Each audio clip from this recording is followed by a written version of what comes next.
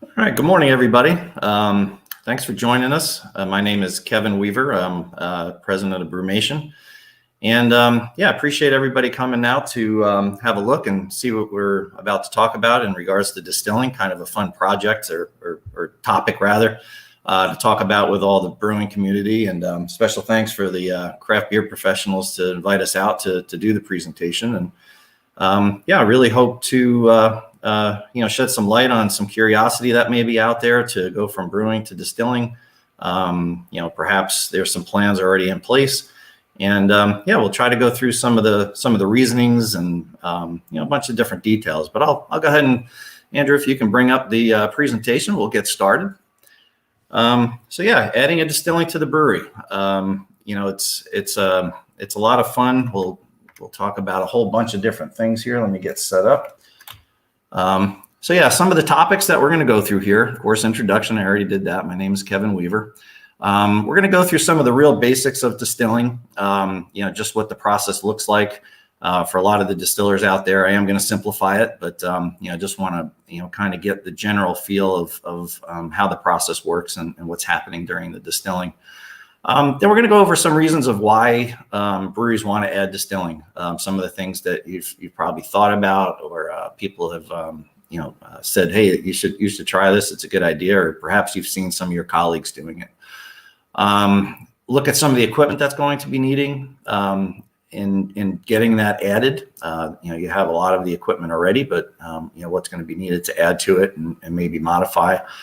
And then some other additional considerations. There's quite a bit to it, as we won't really get too far into the legalities of whether or not you're allowed to do it in different buildings and those sort of things. That would be a whole seminar on its own, and it's tough to do because it varies from state to state and region to region. So we'll get into just touch on it a bit, but we will talk about the building requirements and some of the safety issues that you'd have to consider with regards to the explosion-proof room and things like that. It's definitely not as difficult as you may think, and we'll talk about that. And then we'll talk about once you feel pretty good about it, what the next steps are, and well, let's go ahead and get through some of the things here. So Distilling 101. Just a quick overview of the different equipment: mash tun, fermenter, the still, and then of course packaging. If we look at this in a little bit more detail, so the mash tun, thinking about the crowd here, that everybody knows what's going on in the mash tun. We're converting those starches to sugars. What you're going to do a little bit differently when it comes to distilling is you're going to produce a very highly fermentable wort. You want to get as much alcohol out of those sugars as possible, or get as much sugars as possible out of the starch. So there's a lot of different ways to do that. Lower temperatures, different steps to get different flavors. So there's a little bit of some nuances, and we'll get into that a bit. And then you get into your different ingredients: barley, rye, corn, potato.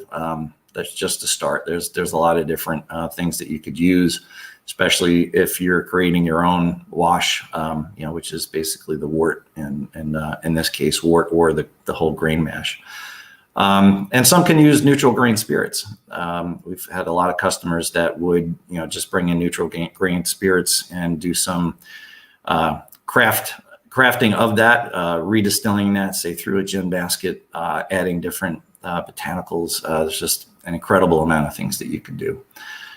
Fermentation, of course, that's the next step here for distilling. So it's real common to promote a very quick fermentation. The temperatures that are commonly used are a lot higher than what we'd be used to in brewing, to get that going, get that through, and get as much of that fermentation going on. So there's not a lot of temperature management that goes on typically. But as brewers, we pay so much attention to the temperature management, and even on the mash side of things, we'll talk a bit about that, because there's some advantages coming into it as a brewer, to really make some high quality spirits. Let's see here. So yeah, so fermenting is a little bit different sometimes. A lot of the distillers will, in fact, quite a few of them, especially making various whiskeys, will actually do their fermentation on the grain. So you would pump the entire contents of that grain into the fermenter, and then carry on that fermentation with the grain in place. And then you would even transfer that entire mash into the still, and then do your distilling right off of the grain. So that's called grain in.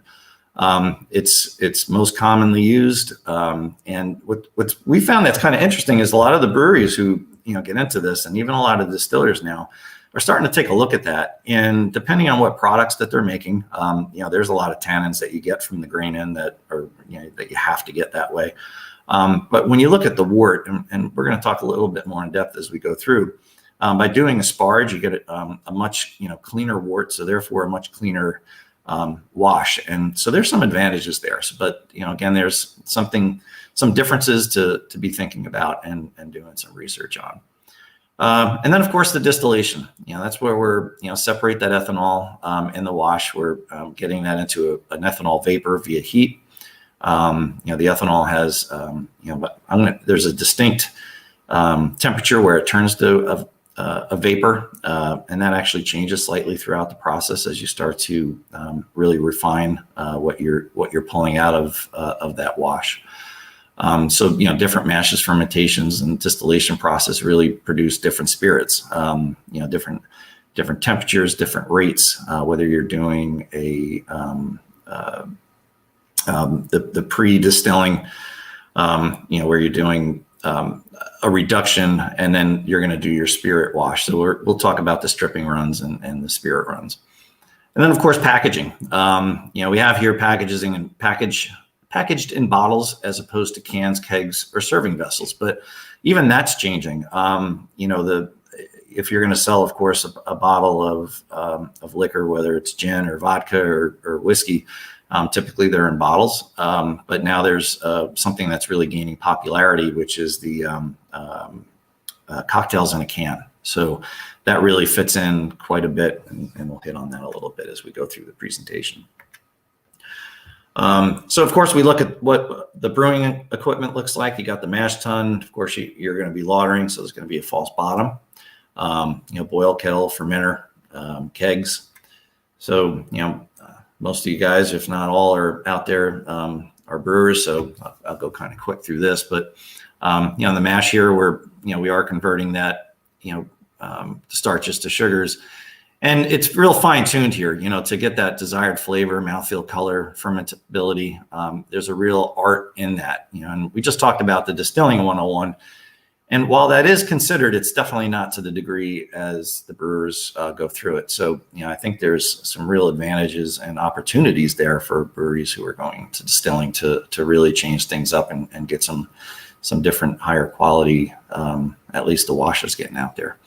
Because you guys are doing very precise temperature control to get your desired wort, which doesn't necessarily translate to a lot of the distilleries that are out there.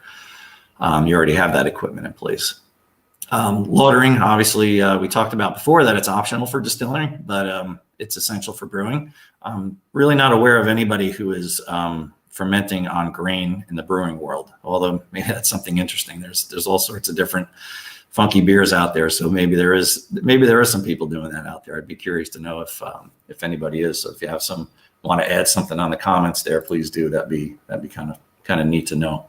I was thinking about that, getting prepared here. But the fermentation, very precisely controlled on the brewing side. A lot of times in distilling, it's allowed to really go to high temperatures, some very high temperatures. Some don't even cool. A lot of them do. May be just cooling with city water or well water as opposed to the glycol cooling loops. And then, of course, the packaging, serving tank, kegs, cans, bottles. Okay, sorry here. So just a quick comparison between distilling and brewing. The time going grain to glass, it's very possible to do this very quickly. Of course, not for your aged whiskeys and various things like that. But if you're going to get to a gin or a vodka and that kind of spirit, you could do it quite quickly. Brewing on an ale, you're looking 10 to 14 days. You can get that to glass. Of of course, I mean, I just did a beer myself that sat in a barrel for 1.5 years. So these are just kind of the minimums that you can count on. Equipment requirements: distilling, hot liquor tank, mash tun, fermenter, of course, distill. Brewing, as we talked about, hot liquor tank, mash tun, boil, kettle, fermenter. Cost per unit, by the time you go through, the amount that your end amount of end product, final product, I should say, certainly going to be a much more expensive production cost for energy, but also for the smaller amount that you're getting as opposed to brewing. But certainly the revenue is going to be shared and increase as well. So when you look at distilling versus brewing, you're going to count on putting some more cash flow out there to get your final products. But of course, those final products are going to have more of a premium on them. If you look at the canned cocktails, I think those numbers are probably coming more in line with the brewing, maybe a little bit higher, but the premiums on those, or I should say the profit margins on those should be fairly high. So the takeaway here, sure, brewing is similar, but it sure is not the same as distilling. You do have some differences in ingredients. The processes, as we just went through, certainly have their differences. Equipment, while there are similarities, there are certainly additions, and we're going to talk a little bit about the chilling too. So that chilling, you guys would have a lot of the chilling in place already, but a slightly different temperature is going to be needed. I'll talk about that in a little bit of detail. The timing, products will occupy your tanks for different times. You're going to have to think about which tanks are going to hold the wash. Have some storage for stripping runs. Sometimes that's built right into the still. Different costs to produce, that's for sure. We talked about that just a sec ago. And different sales price. And one of the bigger ones here is the floor space and safety requirements. We're going to go into that, and obviously that's going to be a big consideration as you think about adding a distillery to your space. Do you have that room? Is the return on investment going to be there if you take up that space? And understanding that it may not be just a small corner in your brew space because of the C1D2 requirements. It could be if things were built properly. So we'll touch on that in a bit. Okay, so why do it? Why add this distillery to your brewing operation? I've been touching on it as we went. When you look at the diversification of products, you have all the different brewing types that you have. But if you even look at some of these photos that are included in this slide, you even see a can that has CBD in it. What legalities are in that as you go. It's definitely a consideration, but the creativity behind everything. You look at Rogue there has some canned cocktails. Having some spirits that complement your beer. The same wash was distilled that went into the beer. As part of this brewstillery is a lot of fun. So the product diversification is huge in what you can create and how you really implement that in your marketing. And then if we look at as a whole here, I mean, this stat here, 8,884 at some point in 2020. I'm not sure what today's number is, but as we approach 10,000 breweries, there's a lot out there. There's a lot of choices for the consumers. It is definitely a crowded market. You have to really be creative. There's still tons of market space as some of the big boys give up their share. We all know that. I think everyone being alert to the craft brewery. I think, even despite the negatives of COVID, I think a lot of drinkers, that's a whole other topic, but have really keyed in on local, have keyed in on craft, craft products, of course, craft brew, but also craft distilling. So as long as you're able to really look and create something that's different, a different, revenue source. And it's not just the diversity in the products that you have, but it's also the diversity in being able to share in that kind of volume that gets spread out among all of the different, liquors and how people drink. I always say that despite the economy, despite the situation, just with some slight fluctuations, everybody drinks, and they drink a certain amount of alcohol, no matter what. So you have your share that's beer, you have your share that's spirits, and you have your share that's wine. So the more of those that you're involved in, the better off you'll be. If one of them starts to go down, the other ones start to go up. You even look here at the stat that's listed in here as 187% volume increase in hard seltzer growth. That's huge. And, that, is it a fad? Is it going to stay there? Kind of depends. I'm sure that cycles between hot weather. I see a lot more of it now that the weather's getting warmer. But once you get into the winter months, then you start looking at, okay, well, what are the sippers? Sippers, I'm meaning like bourbons and whiskeys and rums and things that people are going to sip in the colder weather. So to really have that diversification, to have different products as they fluctuate is really a key. Kind of neat stat here, according to the 2020 Brewers Association production survey, 33% of responding breweries reported producing beyond beer products, hard seltzer, or hard cider, seltzer, kombucha, and spirits. That's a big number. 33% of the responding breweries. That means a lot of you guys out there have done this and are looking to expand. Brewery producing beyond beer increases production 2 to 3 times. That's a big jump from one year to the other to be able to get that production rate up. And it's also helped offset the downturn in 2020.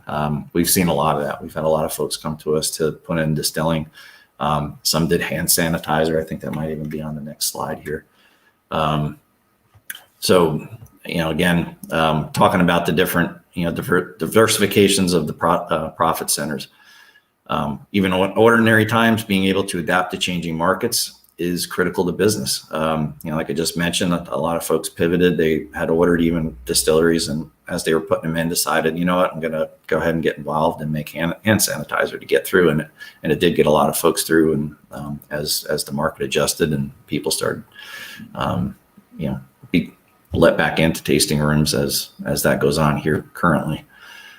A poll of brewstilleries indicates that diversification of income streams is one of the top reasons that distilleries were added to their brewery. So, that's certainly what I'm sure everybody's thinking right now as you're going through your due diligence process of putting in a distillery. So another good reason here, your brewery, good brewers make good wort. I kind of touched on that earlier, where you guys know what to do when you're making wort. When you make a nice clean wort as a wash, you have high quality ingredients, the temperature controls there, the fermentation practices, the sanitation practices.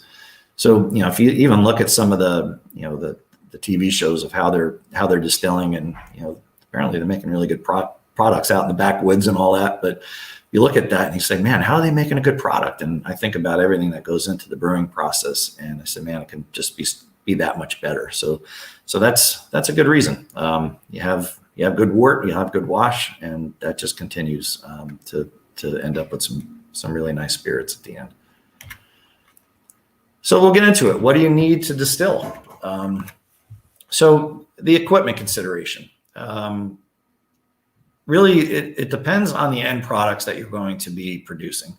So if you're going to be producing, typically you'll do vodkas and gins and that kind of spirit to start off. You may end up looking to do, your bourbons that are going to be aged. And that's one thing that we really don't have a slide. I'll just kind of jump off topic for a second. One of the big challenges for distilleries to open, a lot of people want to have a nice flow of income coming from aged spirits. It could be rum in barrels, but mostly it's whiskey aging, bourbon barrel aging. It takes a long time. It takes a really long time. So you're really looking at getting all your equipment, spending all that capital, putting everything into the barrels, having it age, and you don't have any income at that point in time, unless you're pre-selling barrels and things like that. But it makes it very challenging. So being as a brewery already, you already have income coming in. You already have an established presence. You're paying for your your rent or lease or mortgages, whatever on your property. So you already have all that going. So there's a big advantage to doing that. So I just wanted to kind of fit that in because I think it's important to think about as having an edge on getting a distillery running. But back to the equipment. So hot water, hot liquor tank is very typical. You guys would have that already. Mashing equipment. So grain in or sparging. So there's a question mark there. If you're going to be doing sparging, then typically you are going to be okay. You're going to have everything that you need. If you did want to do grain in, then you would likely be looking at a different type of pump. If you're using a filter press already, then you're going to have that pump and everything in place. So you could just bypass that filter press and go through the chiller into the fermenter. So, but there is some considerations there, mostly in pumping. And you'd have to look at your existing mash tun, make sure you have big enough ports on there, whether or not you can remove the false bottom easily to do grain in. But if you are going to be doing sparging, then you're going to be all set. Where you would actually end up sparging, instead of going into the kettle, because we're not boiling, you're going to sparge right through a plate chiller and then sparge and have that go right into your fermenter to be fermented. If you're doing grain in, of course, you're not going to be pumping grains through a plate chiller. It'll clog up in about 3 seconds. So if you look at the picture to the right of the mash tun, there's actually 3 pictures there. One is just a small screen that we use to go in front of a plate chiller when you're sparging in case you do get some bits of grain that escapes, through the sides of a false bottom. It doesn't clog up the filter press. But that middle picture is a shell and tube heat exchanger. So that's what you would end up pumping your grains through in order to chill it down to pitching temperatures. If you did not want to add that, some folks will actually add or have 2 jackets in their mash tun. You could have one that would be steam to get your step temperatures, and you can have a second one that could be your chilling to get it cooled down before you pump out, so you don't have to have that shell and tube heat exchangers. The other possibility is to go straight into the fermenter and let the jacket and the fermenter do the chilling. So of course that's going to take a long time. There's considerations for what flavors might occur because of that long period of time in chilling, but definitely considerations. For all the guys that have the brewing out there already, then you could just go right through the plate heat exchanger, get that cooled down. You really wouldn't need much equipment at all other than putting in that inline strainer, which is a small spend to put in just to make sure that you don't clog up the heat exchanger. Fermentation equipment. So again, it depends on if you're doing grain in or wort only. If you're doing wort only, you could use all the existing fermenters that you have. If you are doing grain in, you could use the fermenters that you have, but most of the time you are going to want a fermenter with an agitator in it. So that's definitely a consideration. You want to get it mixed. You want to get it thoroughly and evenly cooled. So you would put an agitator in the fermenter. You don't have to, but it's certainly it's pretty common to have one in there, and that's what's showing on that next picture next to the regular fermenter. Cooling equipment. Same thing, you have to cool either the fermenter, you're going to be cooling either the heat, the shell and tube, or the plate chiller, or also the jackets. Like I mentioned earlier, a lot of distillers may just use cold water going through the fermenters, but obviously having a brewery already, likely you do already have a glycol system in place. So the glycol, using a 2-stage plate chiller, all of that would, existing equipment would be used as you always do getting your wash into the fermenter. Let's see here, or a combination of 2, of course, for the 2-stage water and glycol. So now we'll get into the still. So the still components, you have, let's kind of summarize. You've gone through, you've done your mash, whether you're grain in or you're just fermenting your wort, you have a fermented wash. So now the still is the next consideration. This is showing a very simple still, a column still. There's a lot of different style stills that can be provided. There's ones that are, primarily for whiskey. There's some that are for a combination of, either doing the whiskey and the gin and the vodka. This one here showing is a small version of a bain-marie still, where the pot is being heated by hot oil. So we put the electric heating elements. If you kind of look at the bottom of that pot, there's a box kind of looking shape in the bottom, and that's the reservoir that holds oil, and that oil actually goes all around that jacket, and that's where the heating elements go into that reservoir. And we're actually heating the oil, which is gently heating the wort, which is your wash inside of that pot. So typically you're going to be doing at least one stripping run where you're going to run several batches of your wort, your fermented wort, wash through the system to start to build up that alcohol content before you do your spirit run. So that's a very common practice. High volume distillers may have two stills. They may have a very simple stripping still, and they may have their spirit still. I would say most likely, if you're having a brewery and you're getting into this, you would have one still that would do both functions, and I'll explain that as I go through. But the pot could be heated by steam, could be heated by hot oil, like I talked about. That's the electric. So those are really the two prime methods of heating the still. Bain Marie is a lot more gentle on the wash. So if you're going to be doing gin as an example, and you wanted to put the botanicals inside the pot, Bain Marie is a great way to go because you don't have hot spots that you may end up having using steam. And of course, steam is going to have a higher cost for installation by the time you run all your steam lines and everything. So electric's an easy way to go, depending on what size. There's going to be a point that you would end up not being efficient. Efficiency meaning, is it efficient to get it hooked up? Do you have enough power? I mean, the efficiency of electric is very high. So even at a cost of energy, electric's very competitive even to steam. We do up to a 15 barrel brewery in electric. So that same wattage, kind of if you're doing some planning, is kind of a good cutoff point in what size, maybe 10, 15 barrel. It goes by liters, but in that pot of what you want to do with electric versus steam. And it depends. If you already have a steam boiler, then that's great. Then you could run over to the still, and then you'd have to look at really, do you have enough capacity in that boiler to run both at the same time? Typically, you wouldn't. You would be running either the brewery or the still. Same goes with the electric. If you have an electric Bain Marie still, we just did a project actually out in Hawaii where they had a 7 barrel brewery and had a very similar sized electric Bain Marie still. So we just created an interlock, so you can't run one or the other. It's either the brewery or the distillery. So there's different ways around doing that to accommodate what you do have in place currently.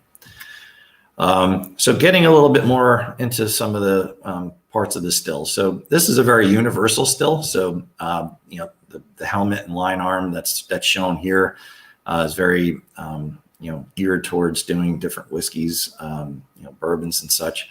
But same thing, if you're going to be running spirits, then you would do your stripping run without going through the column, and then you would end up doing once you wanted to refine that further for vodkas, you'd have a column that would have a certain amount of plates.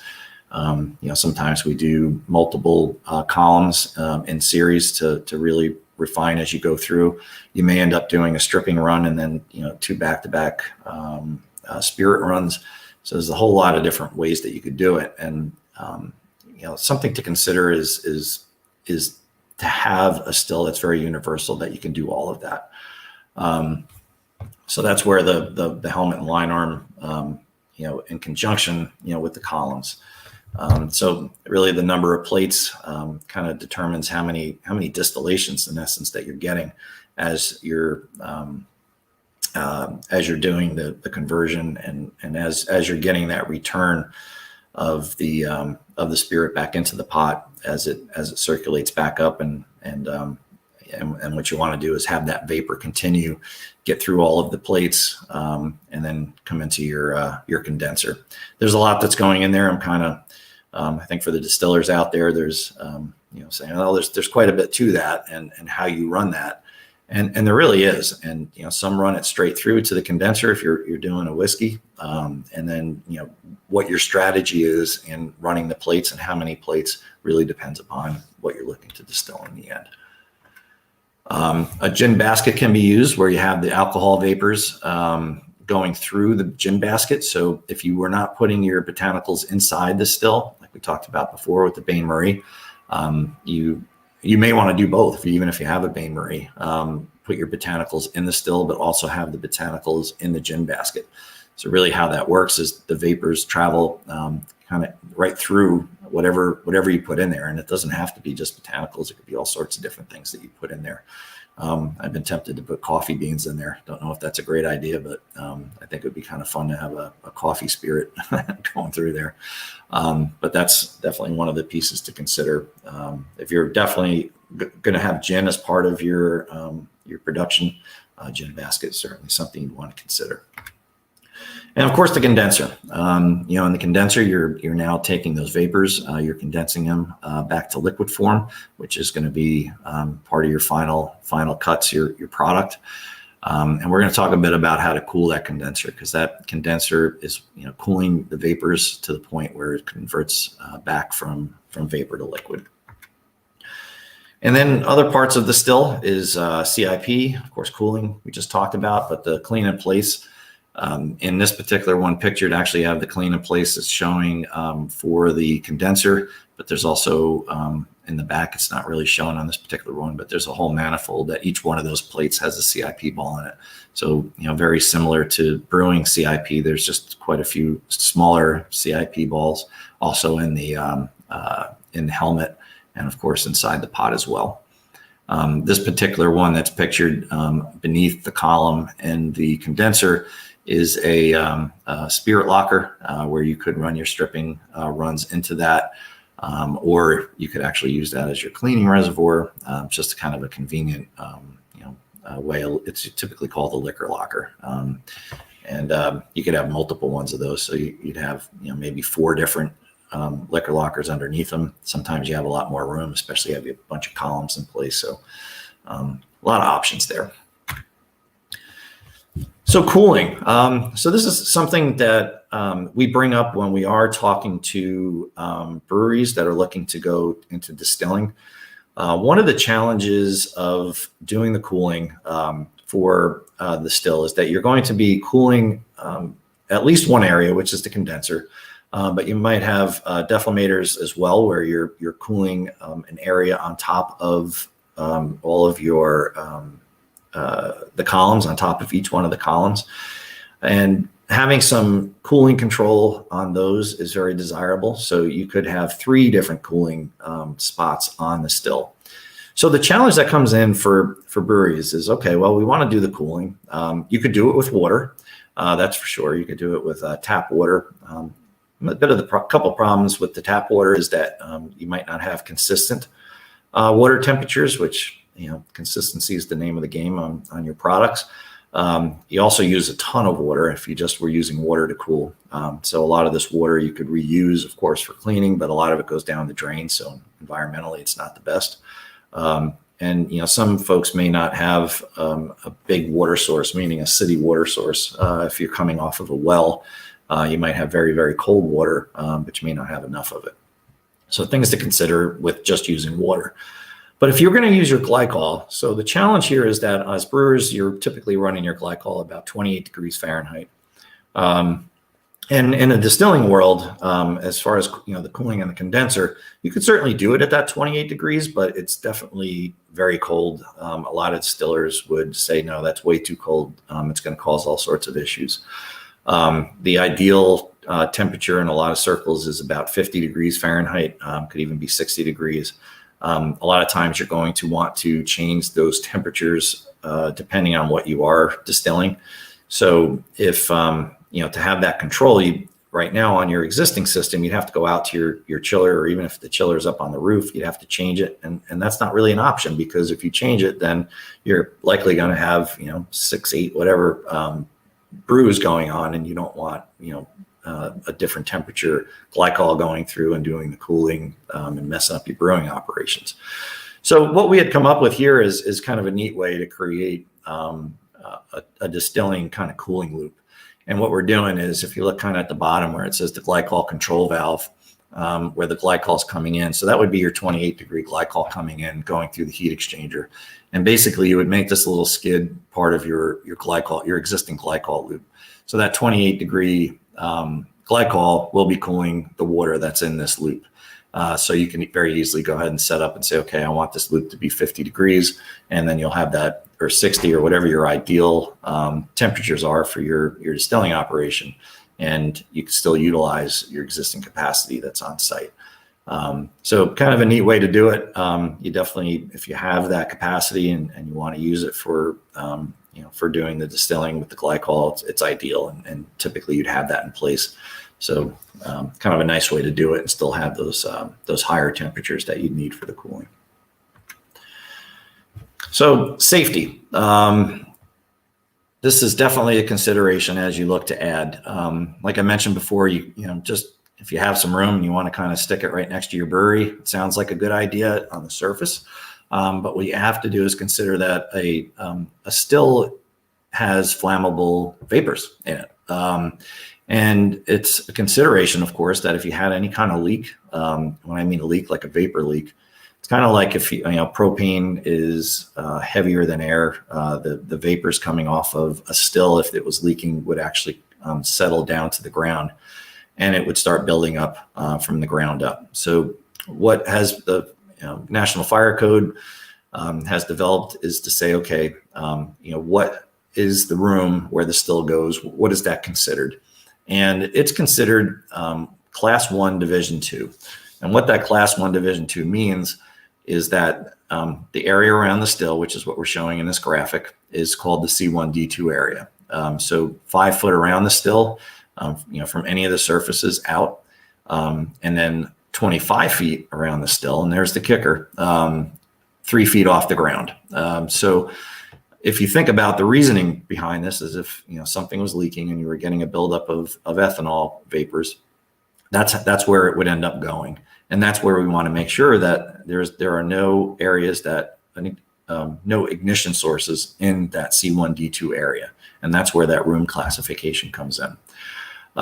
So there's different ways to do that. 25 feet. Everyone's probably saying to themselves, "Man, I don't have 25 feet to put that brewery in there." Or the still next to my brewery.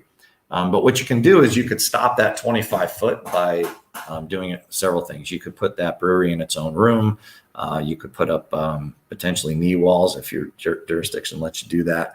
But you can stop that 25 foot distance around the still by having a physical blockade there. And that could just be that you have this still in its own room, perhaps with some nice glass to view in. There's considerations there, but you do have to comply with this C1D2, not only for getting your approvals with your town, but also for safety. You don't want to have any issues. Of course, you don't want the still to light up on fire or explode. So the C1D2. Really what that means is that you don't want, if you're going to have any lighting in that area or any outlets in that area, they would have to be explosion proof, or you could just make sure that they're outside of the area. So, 3 feet off the ground, if you move in that area, any outlets that you have, make sure they're above that mark, then you're fine. The way we handle the controls for the stills is we put the control panel at least 5 feet away from the still and at least 3 feet above the ground, which it typically would be anyway. And then what happens is, as we wire up the still, we have, say, a Bain Marie, we have the electric heating elements. The electrician would hard pipe those in from the controls, and that's done with rigid pipe, typically going into the C1D2 area. The heating elements that are inside of the oil bath have explosion-proof junction boxes on them. And so that is all in compliance. And then you have the different sensors. You have, could be valves, valves would be outside of the C1D2 area, which is easy to do, steam valves. But if you're looking at sensors like temperature probes, float switches, switch feedback coming from pneumatic air valves, things like that.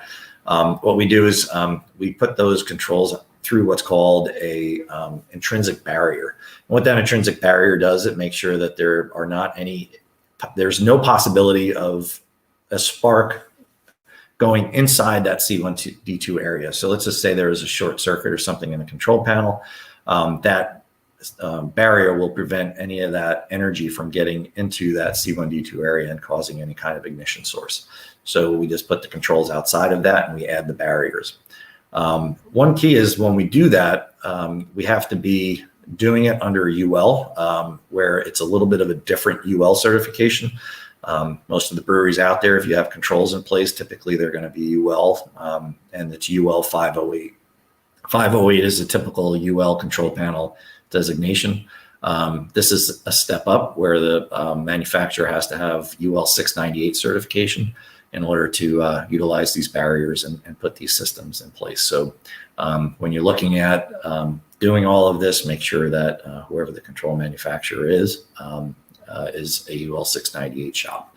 We are certainly that. All our panels that we make for stills have the UL 698 certification and are built around that. So very important.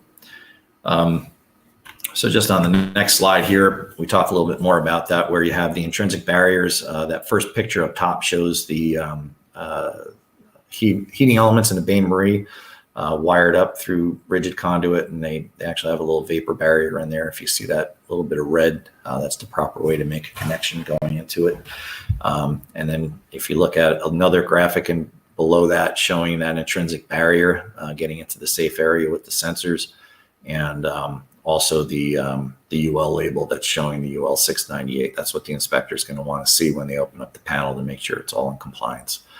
Some other things that they may have you do is fire suppression. I think a lot of places will have you do that, but it may not be an absolute requirement depending on the ventilation. And ventilation is a real key one. If you have a properly designed ventilation system, you could completely eliminate the C1D2 room determination. So, it has to be one that is actually designed that way. It's just like, I can't just say I have a fan on there and therefore it's no longer C1D2. It's an engineered way to go about it. So it's not a bad idea to do, but I think as long as you're doing the compliance of the C1D2 by having ventilation in there, but also having the barriers and making sure that anything as far as wiring up the motors, et cetera, is explosion proof, then you'll be all set. And being in compliance, then you have no worries, and it's extremely safe, and you'll be good to go.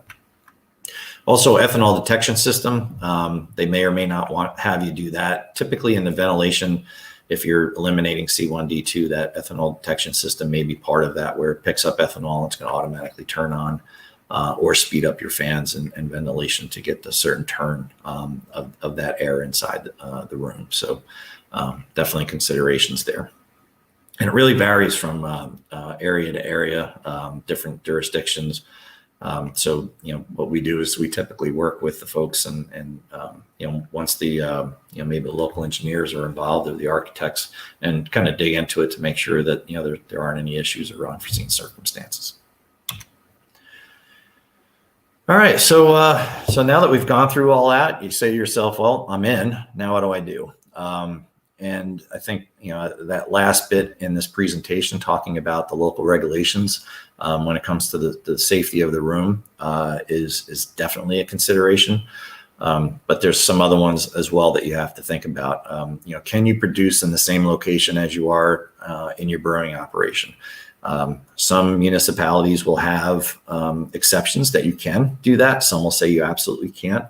I think more and more of the municipalities are allowing it, and it just makes sense to allow it because you're already having your liquor license. Kind of in our case, we have an R&D still here. We wanted to actually run it and produce sellable spirits. The feds had no problem with it, but the New York State did have an issue with it. They said you can't do that because we have another unrelated business that's not even has to do with making alcohol, which is of course making brewing and distilling equipment here. So we weren't allowed to do it, but they allowed us to do our R&D here just as long as we don't sell it. So there was a particular permit that they worked with us on. So they're definitely very flexible. They want to see these things going in, but you want to make sure that you have that all figured out before you start investing a lot of time and money into adding it in there. So can you produce in the same location? And then also, can you sell through your current channels? There's different ways that you want to get your product out there in the market. Can you sell it out of your tap room? You're doing those canned cocktails, you're doing tasters, I'm waiting to find a great place, a great distillery to go to. And I want to taste the stout, and I want to taste the spirit that they made from that same stout, just as an example. Very exciting stuff, but certainly, you're going to want to do your homework, and then once you kind of clear those hurdles, then you can get moving on the project. So that brings me to the end here. Kind of taking a look over at the comments, and I'm not sure if you, Andrew, if you want to bring me back up here, we could see if there's any questions coming out, and we could bring on Javian and John. Introduce you to these guys. We have John Kalinowski. He's our sales manager here, and in our New York office.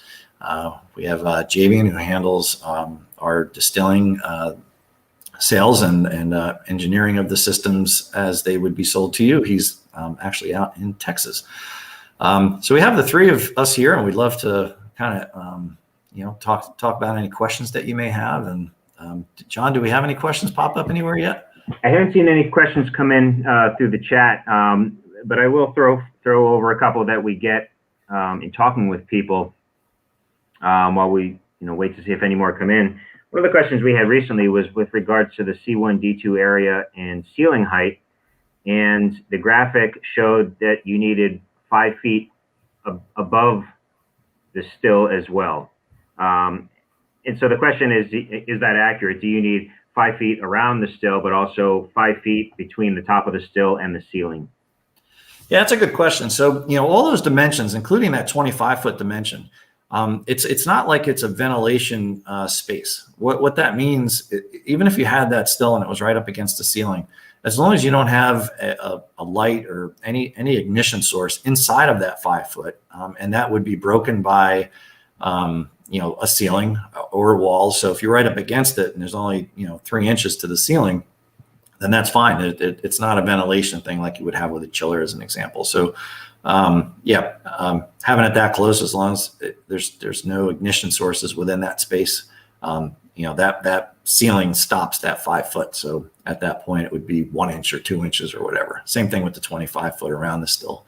If you had walls, you could make that 4 feet if there was a wall there, because that's blocking the vapors from furthering on into an area where there could be ignition sources.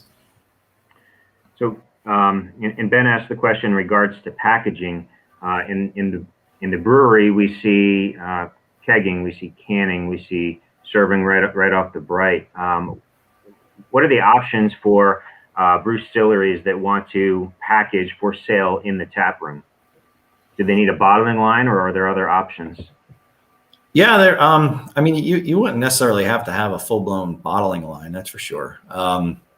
You can manually fill. There's manually filled bottling, but there are considerations.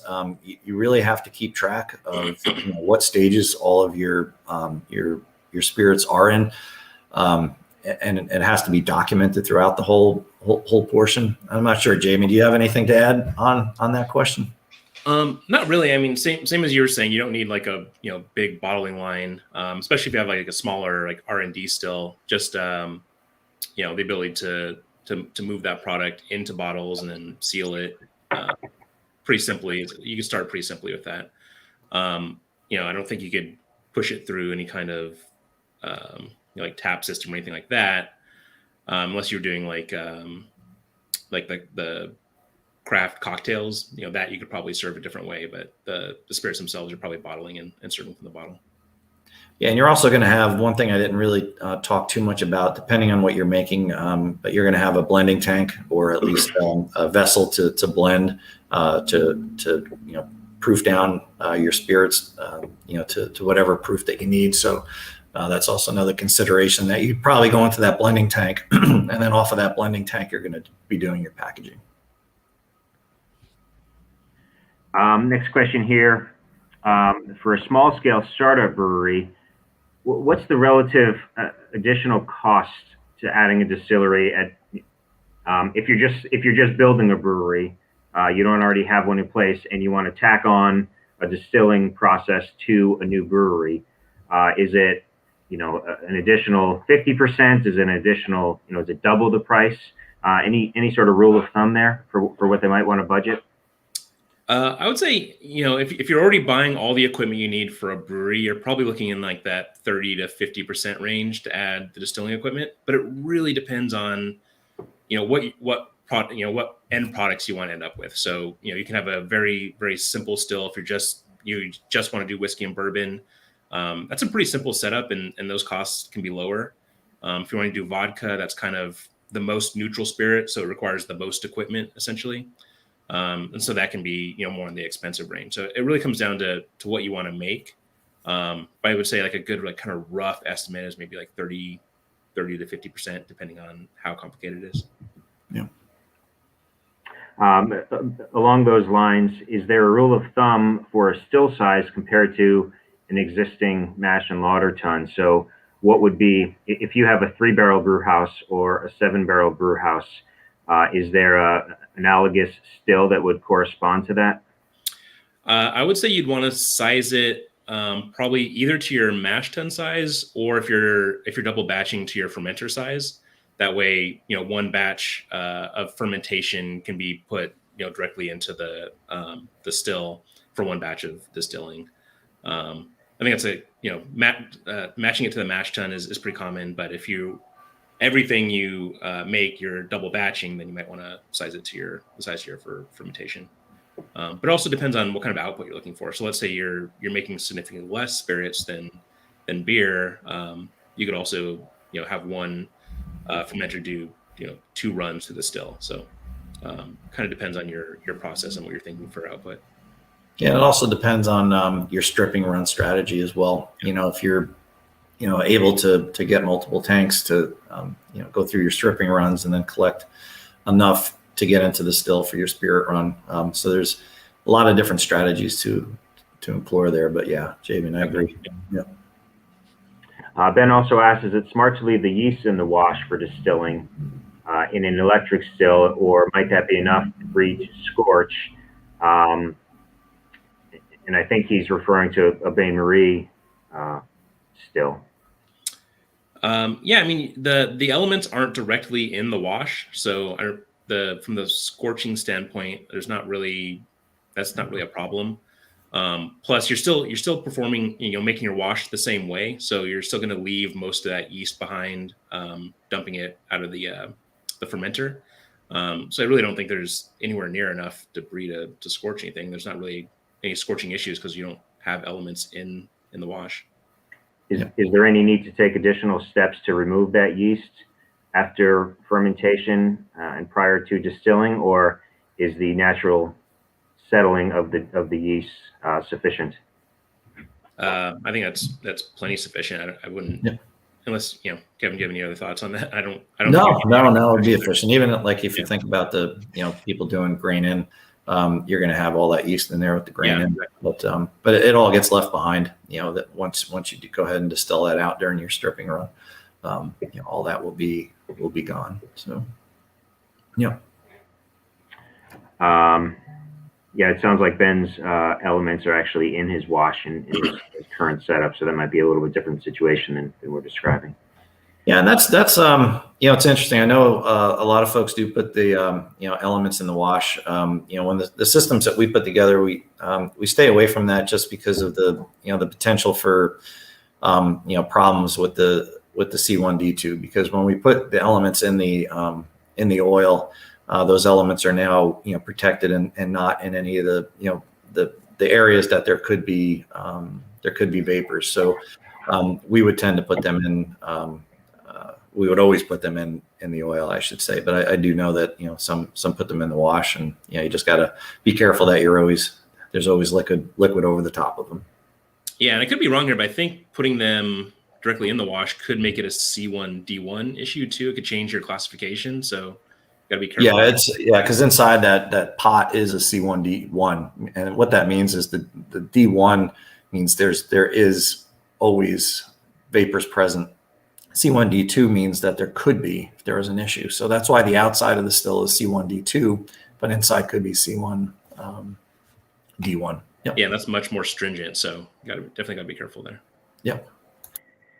Next question is in relation to the production schedule. How long does it take for a stripping run, and how much volume reduction will you typically get? So if we take the example of a 5-barrel brew house that's producing, let's say 600 liters of wash, what does the stripping and distilling run time look like, and how much end product are you going to get out of that? That's there's a lot to that question. I mean, the easy answer at the moment, and we do have some spreadsheets that we could run through. So, feel free to reach out to us. We could run some of those simulations, but the stripping runs, basically, as a rule of thumb, are done as fast as you can, as fast as your system will allow. We have even messed around with some inline stripping stills where they're designed to get that wash through, get it stripped down very quickly. So it really relates to how many BTUs, if you're looking at heating elements, what the wattage is that you have available, or how much, steam you have available, and heating ability with steam to get that done pretty quickly. And I'm sure Javian can kind of talk about a little bit more of the numbers, but. Like Kevin says, it comes down to your equipment and also a little bit of your process. I would say, talking about volume reduction for your spirit run, you're usually looking at about 10% of your initial volume. So if you start with, 1,000 liters going into the wash initially, you'll probably end up with about 100 liters of actual finished product at the end. But for the stripping run, it depends on how fast you can run it through there. But we can definitely, if you reach out to us and tell us kind of a little more what you're thinking about doing, we can give you some better numbers on that for sure. So that looks to be all the questions. What do folks do if they want to talk more? Well, yeah, go ahead, Javian. You cover that one. I think there's a couple ways you can do it. You can reach out to me directly. My email address is jletlow@brewmation.com. If you have an idea, like a pretty clear idea of what you're looking for in a still and equipment, the best way might be to go just to our website. And we actually have a full distillery planner where you can tell us, give us a bunch of information about what you're looking for. And it makes it easier to put a quote together. But if you need some more like insight and, some guidance from us, reach out to me directly. I can help you think about how to plan for this. So again, that's jletlow@brewmation.com, or you can go to brewmation.com and click on the distillery planner button. Yeah, and I'd certainly be happy to join in on the conversations with Javian if there's questions about the space, the C1D2, different considerations. So absolutely, please feel free to reach out to us. All right, more questions, John? Or I think that's it. Awesome. Well, timing was pretty amazing. We wanted to keep it to an hour, and I know you guys busy day after the holiday weekend, and just wanted to say thanks again to everybody for coming and joining us. Hopefully you got a bunch out of it, and again, we'll look forward to talking with you further, and good luck to everybody. Really appreciate it. Thanks everyone. Bye. Yeah, take care.